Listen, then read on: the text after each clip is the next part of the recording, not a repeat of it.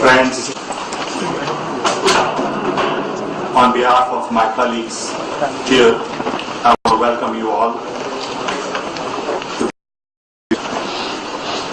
It's going to get a little complicated because we have too many people from too many different locations.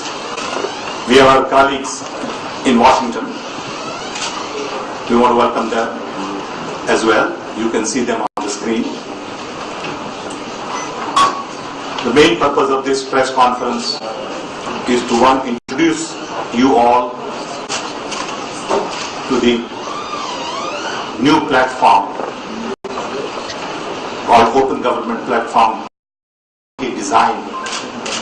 This came out of discussions we had when President Obama visited India. As a result of that visit, we put together working teams on both sides, one in Delhi and one in Washington. These two teams have worked virtually on the net. They met once, and collectively over a period of last 6 months, they have developed very interesting, robust platform that we are going to be launching today. It is part of our joint two democracies, the oldest and the largest, to further enhance democratic platform by providing to public government data, government documents on open platform. This also ties into RTI, right to information, that we have had, and now we are beginning to structure information and data for public use. This is our first effort. We also plan to offer this jointly as India-US effort to other emerging countries. We already have requests from several countries in Africa. Once we start using it here, we'll then be taking this and offering it to other countries to help them in their democracies. Hopefully through this, NGOs, private sector and public in general will be able to access government data, government documents, and then create new models, either for new business models, new service models, which would benefit people at large.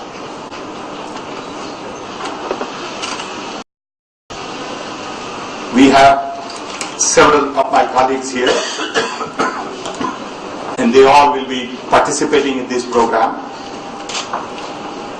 We have about 6 or 7 speakers. Will take about 20 minutes, then give you a quick demonstration of the product, and then open up for question answers. Mr. Kapil Sibal and I would be handling question answers. So before that, you will hear brief presentations, maybe 2 minutes, 3 minutes, from various colleagues. And then our minister will also open this platform. And thereafter, he will speak for a while, and then we will have question answers from you. With this, once again, I want to welcome you all and request our friends from Washington, Mr. Stephen Van Rokel, Chief Information Officer at White House, and Mr. Chris Wayne, Deputy Chief Technology Officer at White House. I had a chance to meet them early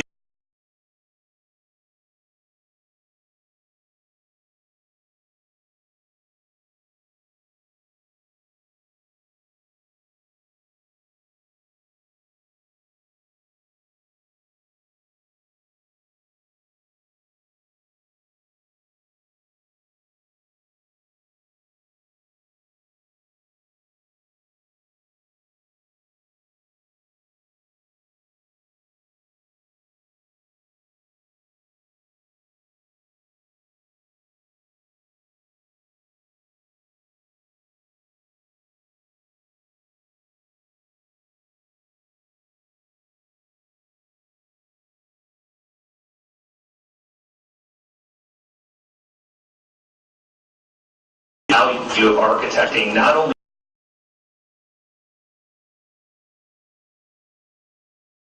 data.gov, our own version of this for the last few years. And we've learned by seizing opportunity to foster collaboration, we were really able to build meaning, shared value, and shared solutions. Government and citizens, private sector using data, citizens using data, and government agencies using data has been a very valuable thing for us. And I think as Dr. Petrotta said so well, the next step of this is to really scale it across government into all levels and across the world with partners around the world, so the world all up can realize this value. And so I really look forward to watching the progress with this project.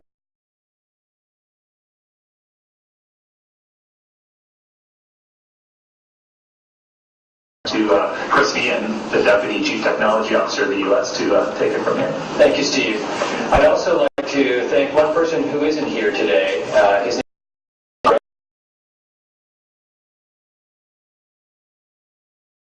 is Officer for the United States, and Anish really provided so much spirit and helped kick this project off. And I really do think that without him and with Dr. Petrotta and others, we wouldn't be as far as we are. And I think that one of the greatest things that Anish did was to ask us to imagine a world where there were no distinctions between levels of government, where we could have the data and share it from the local, state, national, and international levels, and to imagine what could come out of that, the great projects, the great ideas, applications to solve and help countries internal problems, the problems across the world. And I think what we're seeing today is really the manifestation of that dream. And I think it's going to be fascinating to see what we can do as co-creators, working with citizens, with business, with government, with civil society organizations, and really use this as a platform.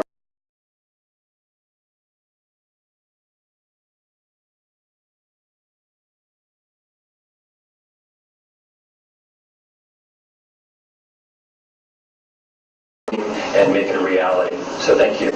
Thank you. May I now request Ambassador Robert Blake to say a few in IT, of course, Dr. Sam Petrotta, Ambassador Burley, my good friend Javed Ashraf, and of course our colleagues from the White House, for today's event marking the release of the beta version of the U.S.-India Open Government Platform. Today's represents an important milestone in the U.S.-India Open Government Dialogue that was initiated by President Obama and Prime Minister Singh in November 2010, and is a really shining example of how we're leveraging our two countries' cooperation in innovation and technology to advance democracy. This is a great project that will foster research, innovation, and government transparency.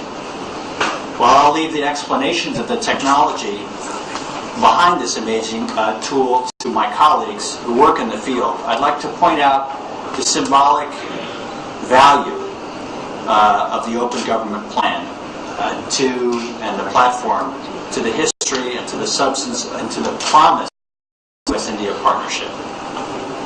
This initiative reflects our shared history of two open, accountable democracies, the world's oldest and the world's largest. And what better symbol of this legacy than a tool to give citizens better access to the data produced with their support and their taxes. This project draws on the talents and the accomplishments of one of the key sectors in our business and people-to-people relationships: Indian and American software and technology innovators and developers. And our partnership to share this platform with third countries for free shows the promise of the U.S.-India relationship to promote our values and our vision around the world. So to all of our Indian friends, let me just say how much we look forward to continuing to partner with you and to advance and scale this hugely important part of our relationship. A collaboration that has been able to benefit millions if not billions, of people in the 21st century. Thank you very much. Thank you. Jared?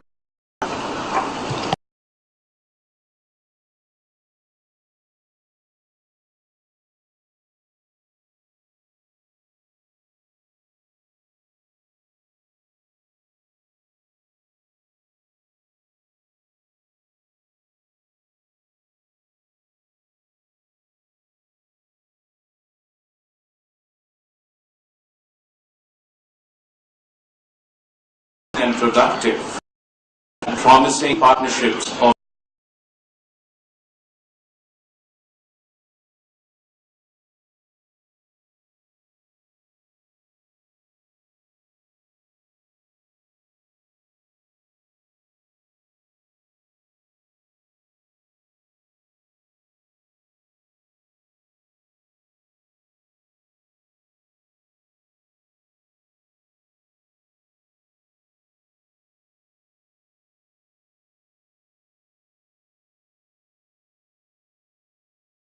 Minister Dr. Manmohan Singh and President Obama to other countries. As Foreign Secretary said in Washington, D.C. in February this year, that we must do this not merely as a moral imperative of making economic development more broad-based and inclusive globally, but also for the strategic of promoting stability and security in vulnerable parts of the world, and to underline the strength of our democratic and liberal sphere, but also a new model of collaboration between our two governments, which naturally seems to have been a leaf out of a model this our leaders have defined in terms of their vision for our bilateral cooperation and international partnership. Thank you.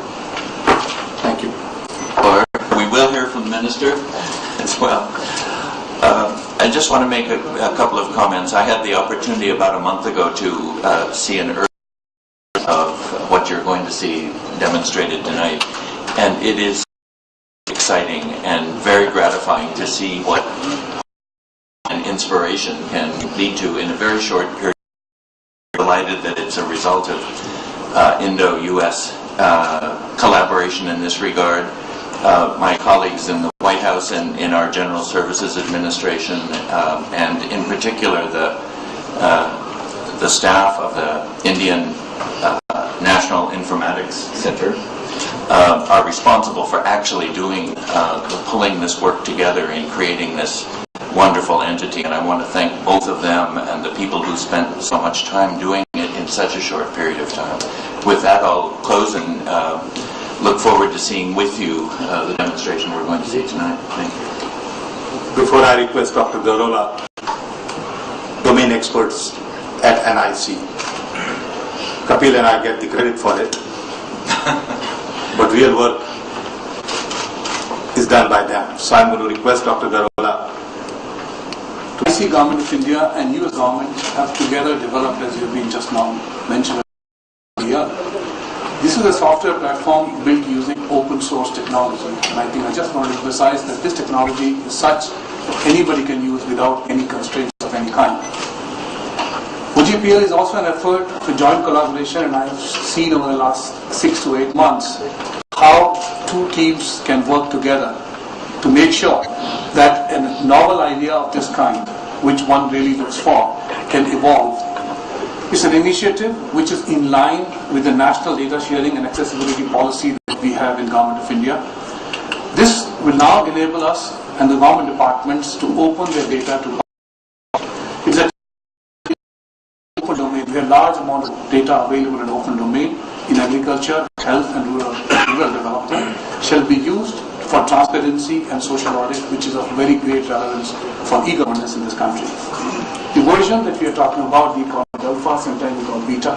Pardon my saying, because somebody said beta and we are talking alpha, is basically released to a selected set of people where they can test the feedback as to what they feel about it, so that we can do the correction and ensure that the product is stable and is acceptable to the people. Once this is tested, Government of India is going to release it for ourselves, and we call it data.gov.in, where based on our policy we will start putting the data into the system and make sure that the social audit and the transparency is available. As far as the usage of other countries are concerned, I'm I'm sure as we go along, we have a team from US sitting here today. We're going to work out the processes and make sure that we have these processes in place. I would now request Neetha Verma, Mr. Royal and Samir to come up stage and give a demonstration of actual things that you will see. Thanks. Thank you, sir. The Open Government platform primarily has two sets of citizens, users. We have government and we have citizens.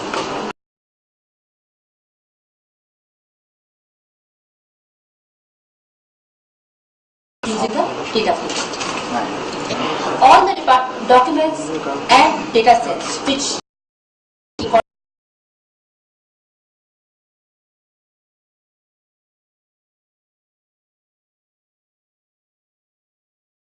associated, there is also a component of analytics which will make us understand which department is contributing how many data sets and when are they contributing.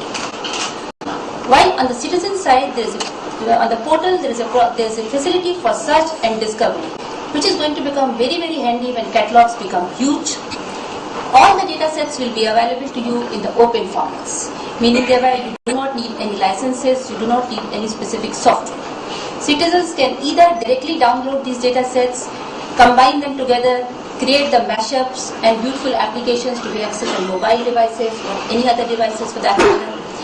They can even directly consume these data sets into their existing information systems online using web services. Besides this, portal also has a strong component of citizen engagement, where citizens can help government assessing the quality of the data sets. They can provide ratings to these data sets, and they can even extend the reach of these data sets by publishing them on their blogs or connecting with their social media pages or their respective websites. In this process, we also expect a lot of feedback will come, a lot of suggestions will come from citizens. So all the feedback, suggestions received from various channels will be seen on a single dashboard, so that we can better manage them and we can better redress them. And as we go along, we are expecting a lot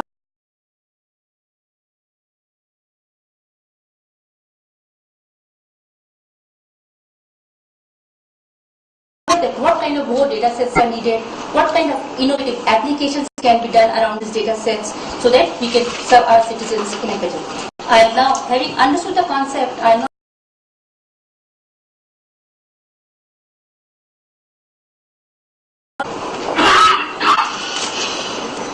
Thank you, Ms. Neal.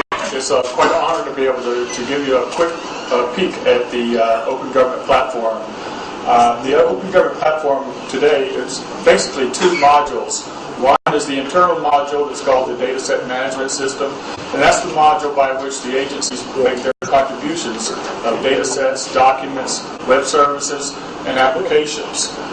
The Program Management Office then validates those submissions and then publishes it to the catalog. This is the homepage of the public-facing catalog. We highlight the data sets, applications, and the communities as three major areas that the public would be interested in. Next slide, please. As you look into the catalog, you'll see that we have tried to make it very easy to discover the data in the catalog. You can use a search function, you can use sort functions, and you can filter by different categories in the catalog. When you select a data set from the catalog, you'll see additional information about that data, so you'll know what type of data it is, how to download it, what it's used for.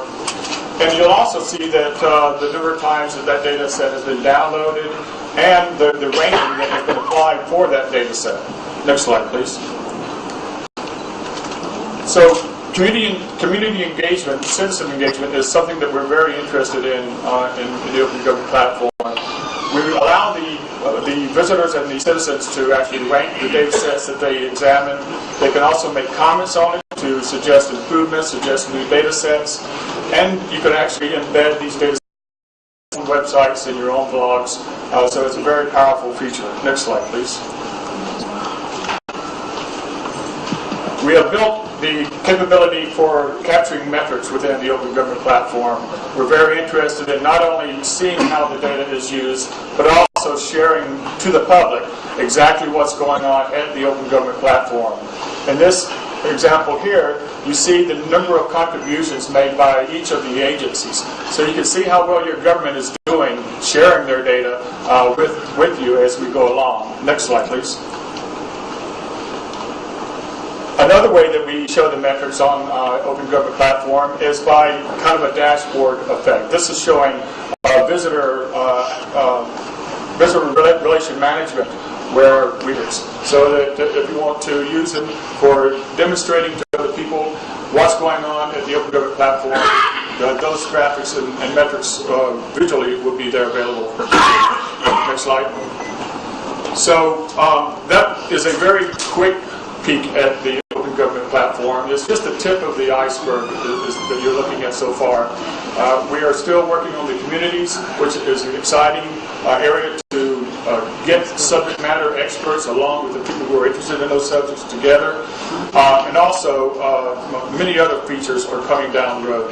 But the real power, I think, of the Open Government Platform is the ability to share the data, the ability to make use of the data, and the ability to make decisions by that. So now I'd like to go to Samir Mitra to give you a little demo of how we did this collaboration. Thank you very much, Marian. I'm really a whole new model on how we actually built this product and how we collaborate. It's very unique. Our two government project teams executed virtually the entire project. We met face-to-face once, and then we met virtually, we worked virtually, collaborated virtually. We did this 24/7 on the web, constantly working literally across the planet, and delivered this project in 6 months. Testament to this team and the bilateral collaboration both countries have and the energy and enthusiasm for this particular project. We used free internet cloud-based tools.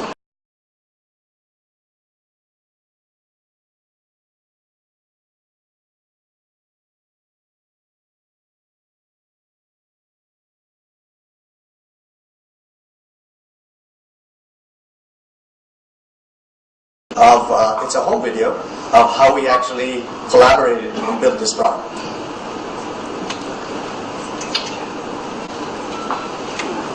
And now you will see how on Skype our Indian engineers and software engineers were working.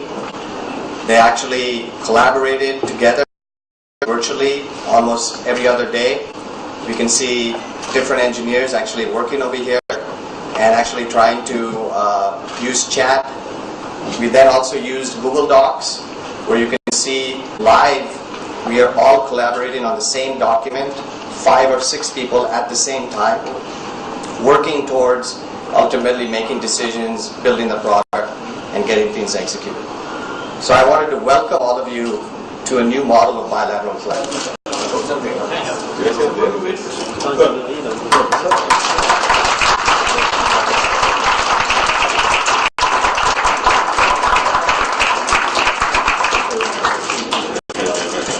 Okay, done. Thank you.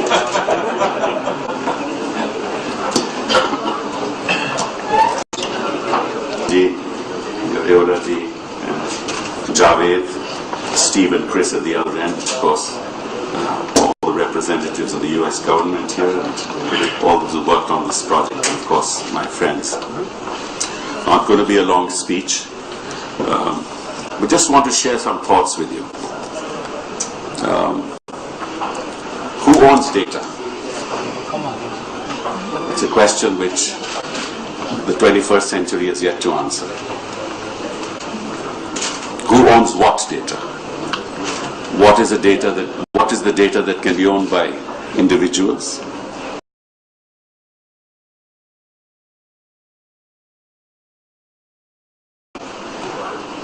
Where the laws of privacy do not apply. These are questions which will have to be answered by open governments in the 21st century. And these are questions we're all grappling with.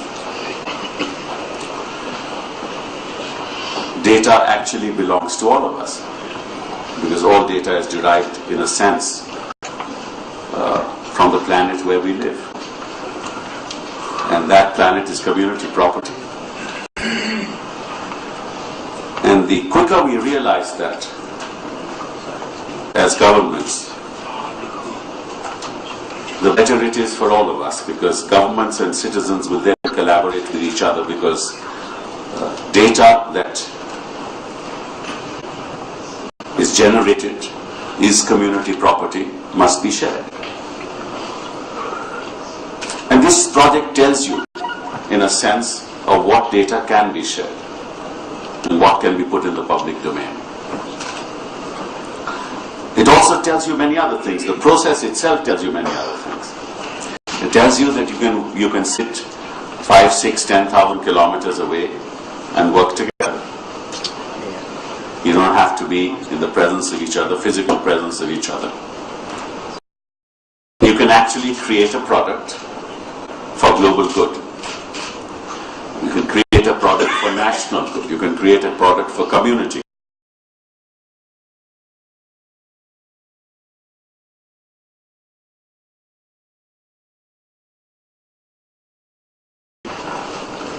These are questions which will have to be answered as we move along.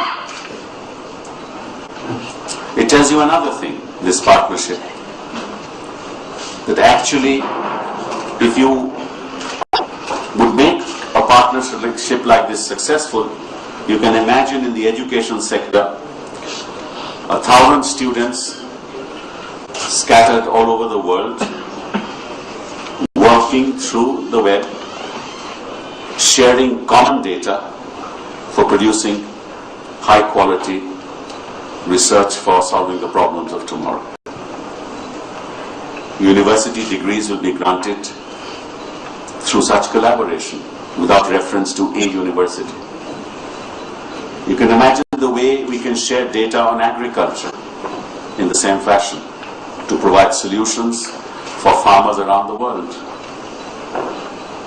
You can also imagine the way we can actually help each other predict climate change, storms, cyclones, typhoons, tsunamis, by connecting people around the world through data that is connected, can flow seamlessly across the world. And how we can take care of health issues using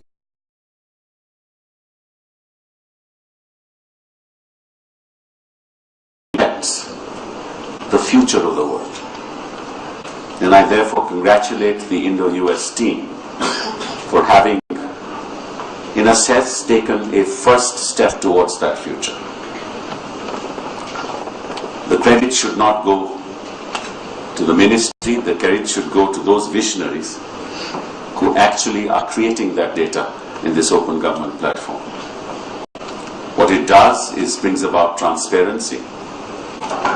It brings about, as Goyrola mentioned, social audit. You can use the same data for purposes. And for the first time, it will bring about participative government. People have been talking about participative government in other forms. This is true participation, where civil society participate in government processes by sharing the same data and in a sense enriching it through their personal experiences and suggestions. This is the power .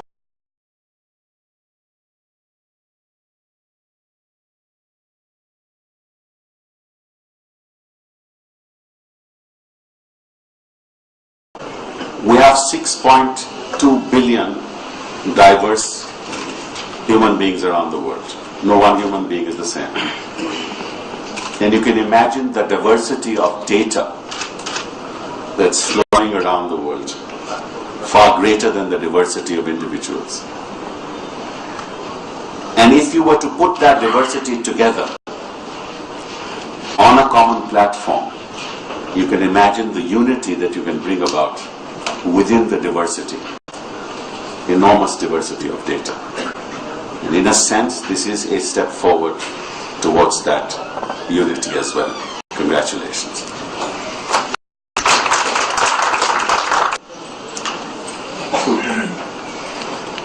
education and agriculture. You have mentioned about health, education and agriculture data to be used in what other data sets going in future to be posted? Is possible, except certain confidential information related to defense. I don't see any reason why you can't share all of the data. But this thing will take time. It's not going to open up day one. It will take a little time for people to give in to this. You know, everybody wants to hold on to it. Information is power. Not many people like to share. So slowly and slowly they will learn to share. It's okay. Well, that's what I said in the 20.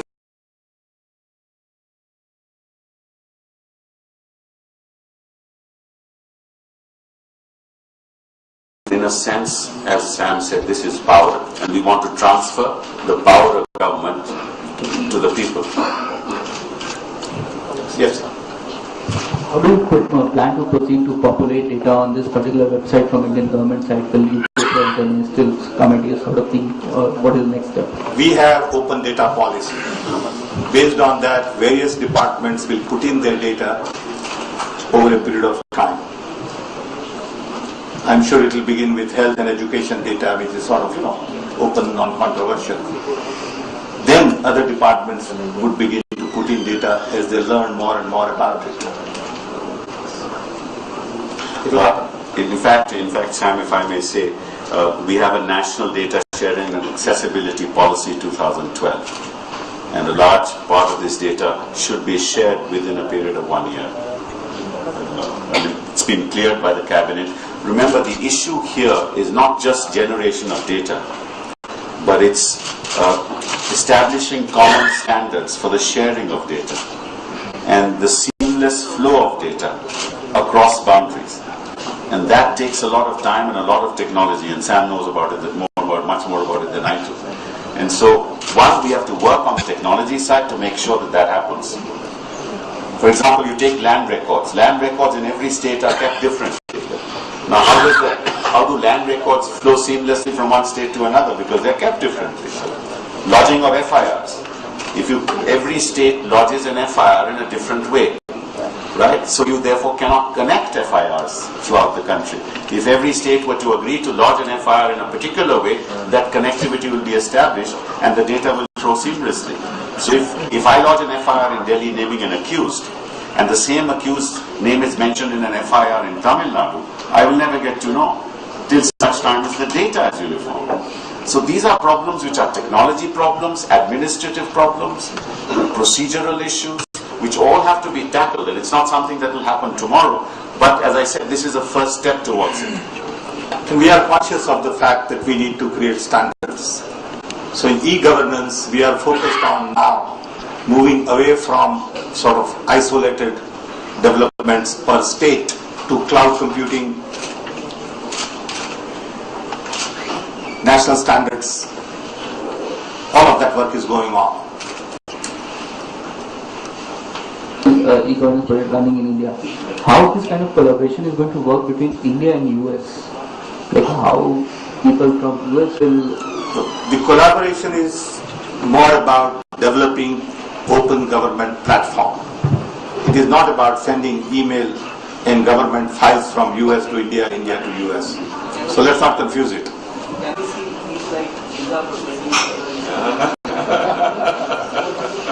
Next step.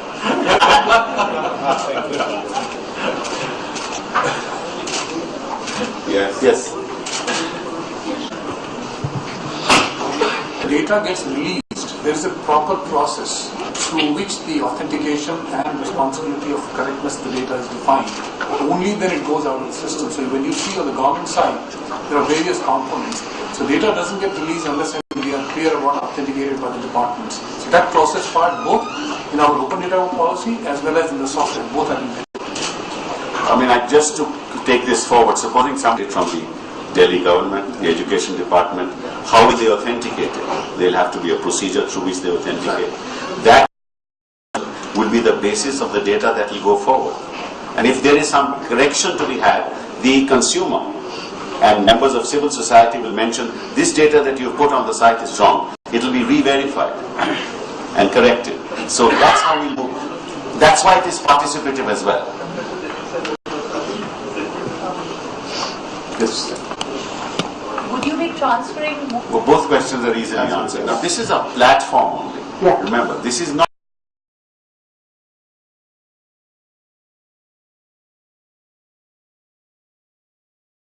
for the people of India will be created, and all government data will be shared, including not just this data, but also spatial data, right? So you can actually get 3D information in the years to come.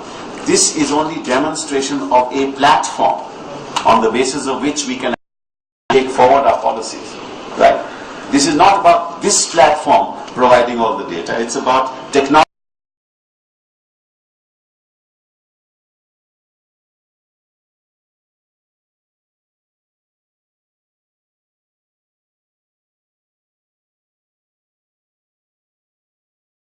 It's on an open platform. Mr. Gairola said it's open source. So you have a right to access anytime you want, right? And therefore you have a right to even correct it if you think it's wrong, or to have a blog and comment upon it and therefore enrich it further.